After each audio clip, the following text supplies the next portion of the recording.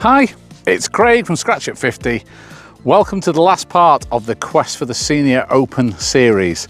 In this video, we're going to delve into what went wrong and what we can learn from failure.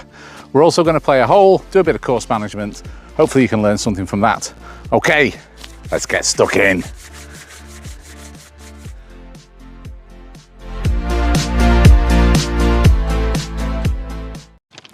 So, where did it go wrong?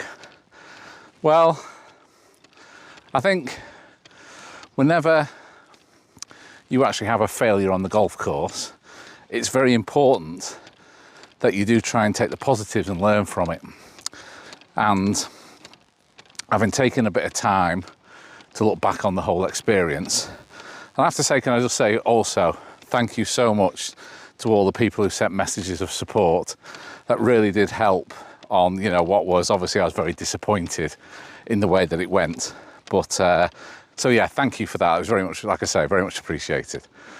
So looking back on it, what was there that was learned from it? Well, one for sure was that I completely underestimated the size of the event. Yes, of course I realised I was trying to qualify for one of the biggest senior golf tournaments in the world, but it was only when I got there that the full sort of gravitas of that kind of dawned on me. That was then compounded by my two playing partners, who was two of the biggest names in the field. Now, it's important to understand that 95% of that field were people like me, going for the experience, hoping that you're going to have that one big day and then you make it to the Senior British Open. And then there's 5% that are ex-pros who, play golf for a living, and they were there to genuinely try and qualify for the Open, the Senior Open. And I think if I played with two people who were just like me, then the resulting score would have been a lot better. I wouldn't have qualified, but I certainly wouldn't have scored the score that I did, because I was definitely out of my comfort zone. And one big reason for that was, as I alluded to in the build-up videos, it's 30 years since I played an event that big, and I forgot just how that makes you feel and what an effect it can have on your performance. The second at Pleasanton, so quite an innocuous little hole. It's only 346 yards. Should really be a birdie opportunity, but you can rack up a big score here really quickly if you don't get your course management right. So, if we just try and zoom in here. So all the trouble is left. We cannot go in that bunker there, and we can't go left because we're behind the trees. All the safety is out on the right-hand side, and as long as we don't reach that far bunker near that copse of trees and block ourselves out, we can hit it into any part of that area on the right. So the first thing to take out of it was I'm not playing enough competition golf, and what competition golf I am playing is not at a high enough level to prepare me for playing in a tournament like that. As I've mentioned many times, golf is a hobby for me. This is not life or death. So, not qualifying wasn't the end of the world. But for sure, only playing, I worked it out that this year that I'd only played 9 competition rounds before heading up there. And they were just in what are essentially little club competitions. And that really wasn't a good preparation or give me anything to help me with the experience when I got up to Scotland.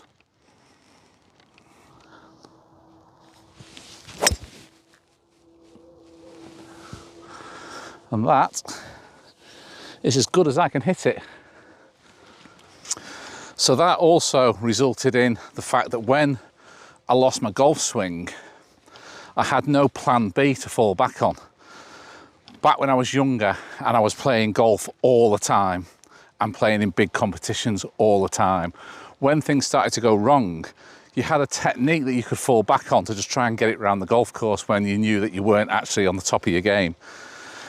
After 5 holes at Blairgowrie and I'd lost my swing, there was no plan B and I was just in the wilderness. So second green, if you are going to miss, then the bunkers on the right hand side is the miss. On the left hand side, there's this big trough and you tend to get a little bit of a scaggy lie down here. And as you can see, it's a tough chip. If the pin, is on the back, you mustn't get too aggressive. You must play and keep it under the hole, because over the back, again, is a massive bank, and you're absolutely history down there. It's a very tough up and down. The other thing that was far from ideal was not being able to play for 6 days before the event. Now, there's nothing I can do about that. My family and my career come before golf. That trip was an extremely important trip, business trip to Europe. So there was no way of getting out of that.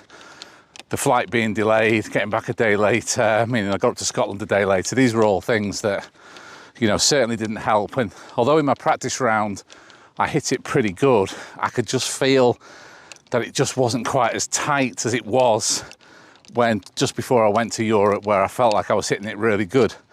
So yeah, lesson learned there. I won't put myself in that position again. So very short hole. I've just lasered this and I've got 95 yards. So it's just a nice 56 I've got here. Now it doesn't matter where the pin is when I play this hole. All I'm trying to do is just put it in the middle of the green. As it happens, the pin today is right in the middle of the green. So yeah, never know when to attack and when to play safe. And this is definitely not one where you try and attack.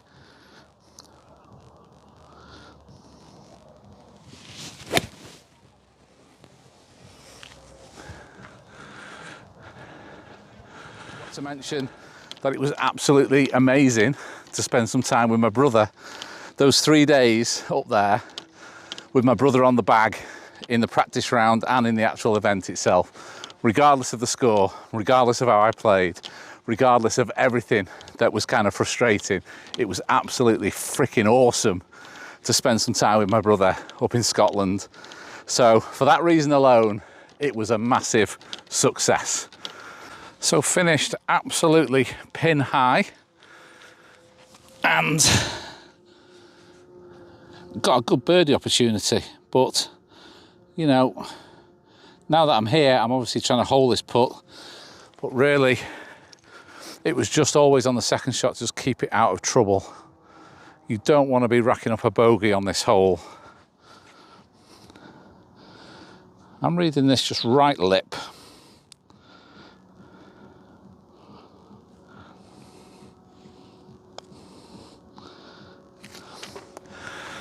Honestly, I promise you there's been no edit there. That's 3 shots in a row. The killer question is, am I willing to do it again?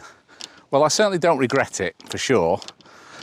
Although I shot one of the highest scores. I think when I thought back about it, I think it's one of the highest scores I've hit since I was a junior. So yeah, that was a pretty sobering thought when I realised that.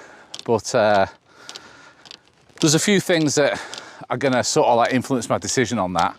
One is that business event is an annual event at that time of year every year, and I think the Senior Open is at the same time of year every year. So there is the possibility that those two clash, and like I said before, I'm not going to put myself in that position. 2, I've got to make sure that I keep my handicap at a level where I'll be able to qualify. My handicap at the moment is 0.2.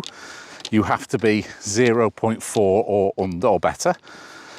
So I'd need to play some good golf between now and entering again to make sure that my handicap stays where it needs to be. And I suppose the other thing is, do I feel like I'm going to be any better prepared for the experience second time round than first time round? And although I'm not going to be able to play in any big events that would prepare me for it, I think the fact that I played in it this time will put me in a better stead to be prepared better for it. And also, there's a part of me that doesn't want to leave it on the note that I left it. I think if all those things are right, I would be open to entering it again. And I'd like to just come off the 18th green feeling like I'd done myself justice, whether I've qualified or not. So that's where I'm at we'll see how it goes. There's a long time between now and the entry forms coming out again in sort of April, May next year. But never say never, you know. I think I am prepared mentally to go through it again, and I think I'll be better prepared for it. But like I say, there could be other factors that actually stop that from happening. Okay, once again, thanks for all the support. That's the wrap on this year's Quest for the Senior Open. I hope you've enjoyed the series. I feel like I've laid myself bare, I've put myself out there. You know, it wasn't just a case of playing in the Senior Open, but it was also having to then report to the world, or to my 2,000 subscribers, and I appreciate every single one of you, by the way, you know, the bad news. So, but yeah, if I can feel like I can prepare properly for it, my handicap's in the right place, then I am open to the possibility of having another go next year. Need to all see where the venue is, you know. It might be on my doorstep, which would make things a lot easier. Okay, that's it. Hope you enjoyed the video, hope you enjoyed the series. Enjoy your golf, and I'll see you in the next video.